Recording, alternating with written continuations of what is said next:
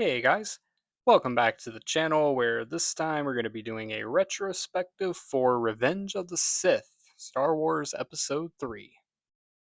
Now, this is a film that I really loved as a kid, and man oh man, it still holds up today. This is a great Star Wars movie, easily the best of the prequels. I don't know that it's quite up there with the original trilogy, but for me personally, it's one of my favorite movies to go back and rewatch because there's so many things that you notice on a rewatch that you might not catch the first time around. The movie is not perfect now. It suffers from a lot of the same trappings that the prequels do, with some clunky dialogue and a little bit of a fast paced skipping between scenes here and there that kind of leave room for more exploration in expanded materials. But from a visual and character storytelling perspective, this is one of the best that Star Wars has to offer. The thing that stands out about Revenge of the Sith is that by far this is the darkest Star Wars movie. I think having it kind of take place right at the height of this war that has consumed the galaxy, and you really get to see that. You get to see how the Jedi are all spread out and kind of consumed with fighting this war. And the action scenes in the opening act of the film are great. It's a great opening sequence that leads to Obi-Wan and Anakin.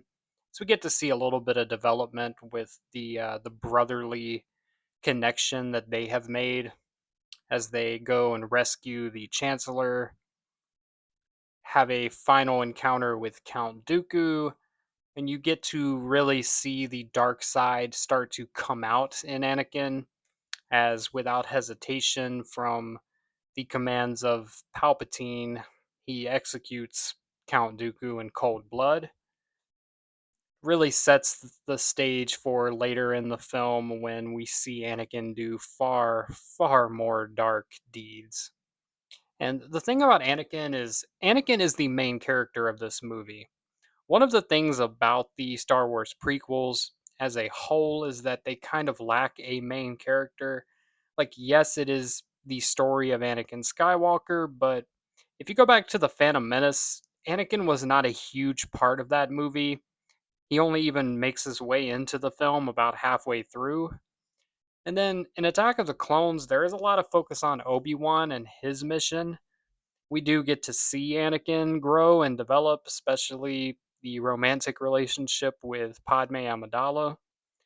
But this film is really where Anakin shines, and not in the best of ways. He shines as a conflicted character who is slowly falling apart and slipping further and further into the dark side. And the manipulation from the part of Palpatine and really pushing Anakin over the edge, all of that is on full display here. That entire storyline is handled great. Ian McDiarmid does a phenomenal job as Palpatine. He always has, but in this film, you really get to see him kind of creep into Anakin's subconscious and lead him to make the decisions that ultimately play out in the film. But similar to Empire Strikes Back from the original trilogy, this is a movie where the good guys lose. Um, the film does not end on a positive note where everything is resolved and there is peace and there is happiness.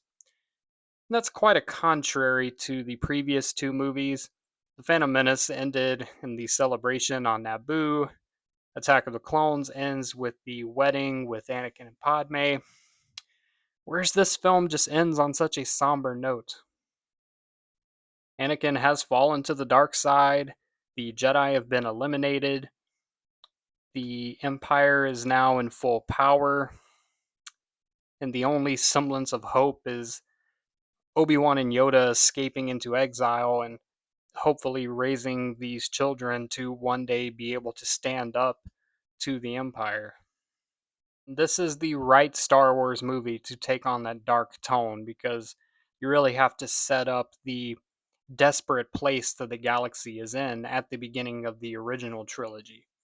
You know, it really sets up all of that pressure on Luke and these new heroes that come along to take down the Empire. Because in here, you see what the Empire did to get where it is, and just how evil and corrupt the whole system was that led to the Empire taking power. Some other notable things about this film: the Order 66 sequence is phenomenal. I think the cutaways to all the different Jedi on the planets being betrayed by their clone troopers and the Anakin's betrayal theme by John Williams hits. I think that is absolute perfection. It really gives a perspective to just how widespread this conflict was and how masterfully brilliant it was to spread all the Jedi out on their own, where they could easily be taken out by something like this, and they did not see it. And I love how many characters get fight sequences in this film. You have Mace Windu versus Palpatine, along with the other Jedi who were wiped out in like 3 seconds. But you get to see Mace Windu have that epic duel. You get to see Obi-Wan taking down General Grievous, the Dooku fight at the beginning, Yoda and Palpatine going at it at the end of the film, and the greatest duel in Star Wars, arguably, the fight between Obi-Wan and Anakin on Mustafar, the origin story of Darth Vader, something that fans had been wanting to see for a very long time, and it delivered. So, overall, it's an exciting film with a lot of great action sequences, a lot of great character moments, and just a general feel of dread that is executed perfectly. And the way the film leads off and kind of sets up the stage for the original trilogy was very well done. The prequels as a whole were far from perfect, but Revenge of the Sith was the perfect ending for the prequels, and really a remarkable installment in the Star Wars franchise, in my opinion. I I can't say enough good things about this film. Just so many good memories. The characters, the designs, the clone troopers, so many cool things. As much of a disappointment as General Grievous was, even seeing him fleshed out as a character on screen and him having this fight with Kenobi, it's really cool. Made me really excited as a kid, and I can go back and rewatch this movie and just have a good time with it. It's a very interesting perspective to watch a film kind of knowing that the good guys are not going to win this fight, because you know what happens. You know that the Empire is going to take over, and you know who Darth Vader is, and you know who the Emperor is. But you're still holding out that sense of hope that somehow Anakin will make the other choice. Somehow Yoda will defeat Palpatine, and somehow everything's going to work out okay. And when it doesn't, you still feel that same sense of hopelessness that you do when a character you're rooting for loses. And that's really good storytelling when you can go back and fill in gaps and tell a story basically backwards where you know how it's going to end, but to have people still have emotional stakes in the characters despite that is a testament to the storytelling of the Star Wars saga. Well, that's going to be it for this video. Let me know your thoughts on Revenge of the Sith in the comments below. Hit that subscribe button if you're not subscribed already. And as always, may the Force be with you. Now let's blow up that like button and go home.